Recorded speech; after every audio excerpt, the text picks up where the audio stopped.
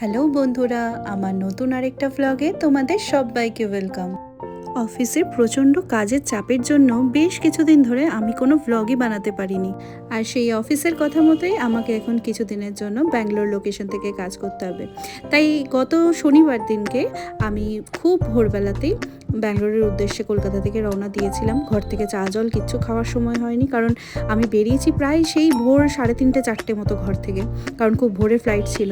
আর এতগুলো মালপত্র লাগেজ নিয়ে খুব টেনশনে ছিলাম কী করে একা একা সব কিছু করবো।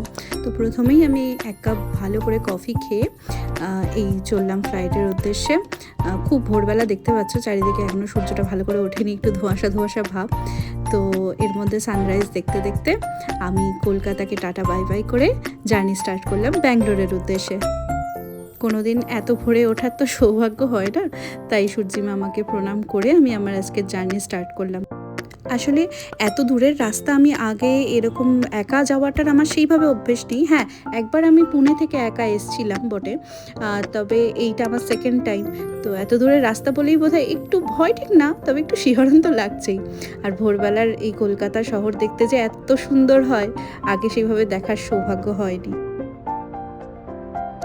ব্যাস, পৌঁছে গেছি ব্যাঙ্গালোরের মাটিতে। চারিদিকে শুধু সবুজ আর সবুজের ক্ষেত। বেশি না, 2.5 ঘন্টা মতো সময় লেগেছিল। এই যে পেয়ে গেছি মালপত্র। এবার আমি এয়ারপোর্ট থেকে বেরোলাম গাড়ি ধরবো করে। তবে একটা জিনিস না বলে থাকতে পারছি না, আমি মুম্বাই, দিল্লি, কোচি, কলকাতা সব অনেকগুলো জায়গারই এয়ারপোর্ট দেখেছি। আমার কাছে ইন্ডিয়ার মধ্যে বেস্ট এয়ারপোর্ট কিন্তু ব্যাঙ্গালোর লেগেছে। চারিদিকে একটা ফোঁটা কোথাও আমি ধুলো বা নোংরা ময়লা কোথাও দেখতে পাইনি। বরং আমার তো নিজের মনে হচ্ছিল আমার নিজের জুতোটা যেন ওই যে ফ্লোরটা আছে তার থেকে হয়তো অপরিষ্কার। চারিদিকে সবুজে গাছে মোড়া, আর এত সুন্দর ফুল ঠুল দিয়ে সাজিয়েছে এরা।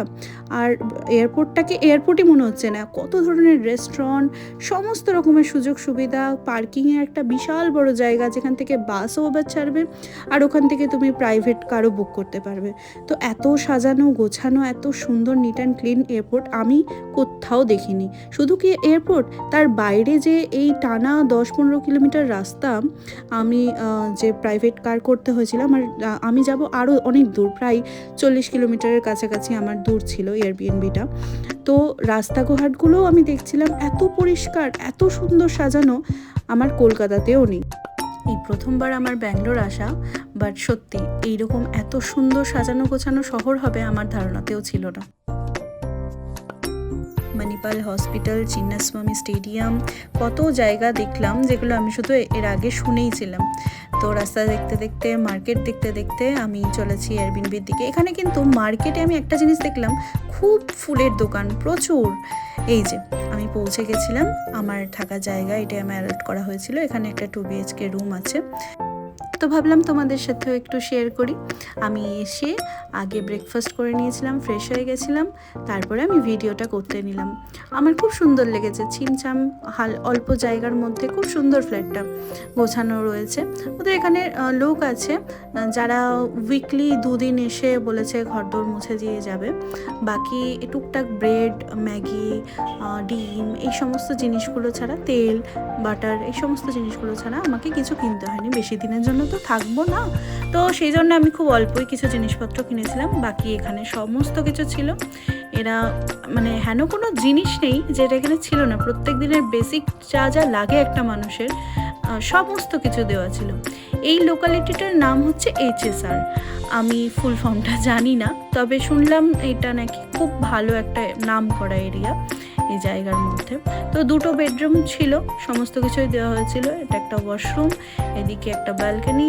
ওই রান্নাঘরের ওখানে যে ব্যালকনিটা ছিল সেটা হচ্ছে জামা কাপড় শুকোতে দেওয়ার জন্য, আর এটাতে দাঁড়াতে পারো কখনো কফি টফি নিয়ে বা সকালবেলাটা। তো এইসব ঘুরে ফিরে দেখছিলাম।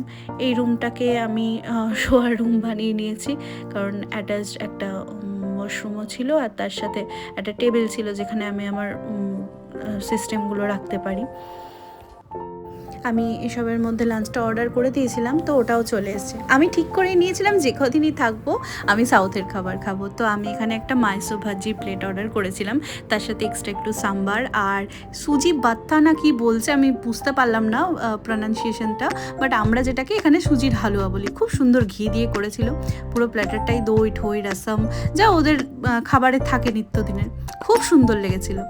বিকেল হতে না হতেই মনে হলো ঘরে বসে আর কী করবো, উইকেন্ড তো, আবার তো সোমবার থেকে সেই কাজই, তা একটুখানি বেরিয়ে আসি। তো সাহস করে একটু বেরিয়েই পড়লাম একা একা।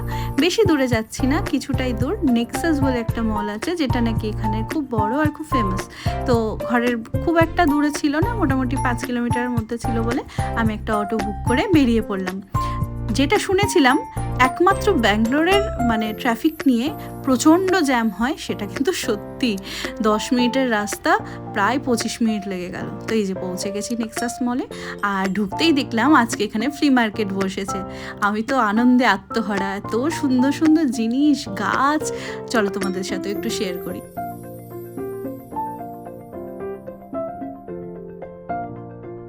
এখানে নানা ধরনের সাকলেন্টস আছে, প্রত্যেকটাই দেখে মনে হচ্ছে ইস সেটা যদি নিয়ে যেতে পারতাম, ইস সেটা যদি নিয়ে যেতে পারতাম। কিন্তু ফ্লাইটে যাব যখন, আমাকে তো গাছ নিয়ে যেতে দেবে না, তাই এগুলো শুধু চোখে দেখে আর ক্যামেরা বন্দি করেই আসতে হলো। দেখেছো কি সুন্দর সুন্দর পাতাবাহারের গাছ। আর এখানে বসেছে জুয়েলারিস, এটা তো আমাদের মেয়েদের মানে সব থেকে প্রিয় দোকান এগুলো। জুয়েলারির সাথে সাথে এখানে জামা কাপড়, ওখানে মানে খুব ভালো ভালো কটনের আর কি সমস্ত 2 পিস সেট এই সমস্ত বিক্রি হচ্ছিল। এখানে দেখলাম কিছু কুর্তা ছিল, আর এই যে ক্রশেটের দোকানটা, উফ অসাধারণ ছিল। এখানে আবার বাচ্চাদের খেলনার কিছু দোকান ছিল, আর এই দোকানটায় এসে আমি আটকে পড়লাম। বুঝতেই পারছো এখানে মেয়েদের যত রকমের সাজের মানে অর্নামেন্টসের দোকান। তো আমি এখান থেকে এই ছোট্ট ছোট্ট যে পেন্ডেন্টগুলো আছে ওগুলোর মধ্যে থেকেই ট্রাই করছিলাম কোনটা নেওয়া যায়। তো দুটো নিয়েছি, খুব ভালো লেগেছিলো। আর এই যে হাতের বালা তো আমার খুব প্রিয় জিনিস, তাই এটা আমার পছন্দ হয়ে গেছে, এটাও কিনে নিয়েছি। আর এই প্রত্যেকটা জিনিসই কিন্তু অ্যান্টি টার্নিশ, তো কালার ফেড হওয়ার কোনো চান্সই নেই। আর এই সামনে দেখলাম একটা ছোট্টখাটো লাইভ কনসার্ট হচ্ছে, একটুখানি ভিডিও করলাম, শুনলাম, বাট ওই ভাষার গান আমি কিছু বুঝতে পারছিলাম না। বেশ অনেকটা সময় বাইরে কাটাবার পর আমি ফাইনালি মলে এন্ট্রি নিয়েছিলাম। তো অনেকটা রাত হয়ে গেছিলো, ভাবলাম যে যাই এবার, কতক্ষণই আর বাইরে থাকবো। আর দেখি সবাই যখন বলছে নেক্সাস মল খুব বড় খুব ভালো, মল তো আলাদা কিছু না এখানকার থেকে, শুধু এরিয়াটা খুব বড় আর সব রকমের স্টোর আছে, যেগুলো এখানেও আমরা পাবো না সেরকম স্টোরও ওখানে আছে। তো তোমাদের সাথে শেয়ার করছি, দেখো কীরকম লাগে। সত্যি ফ্লোর আর এরিয়া অনেক বড়। বেশ অনেকক্ষণ ঘোরাঘুরির পরে মনে পড়লো না একা ফিরতে হবে, রাতও হয়ে যাচ্ছে, তাই আমি চলে গেলাম ফুড কোর্টের। রাত্রের ডিনারটা এখান থেকে সেরিয়ে আমি ফিরেছিলাম। তো চলো এই ব্লগটা এখান অবধি শেষ করছি। নেক্সট আরেকটা ব্লগে তোমাদের সাথে খুব তাড়াতাড়ি দেখা হবে। ততক্ষণের জন্য সবাই খুব ভালো থেকো, সুস্থ থেকো, টাটা।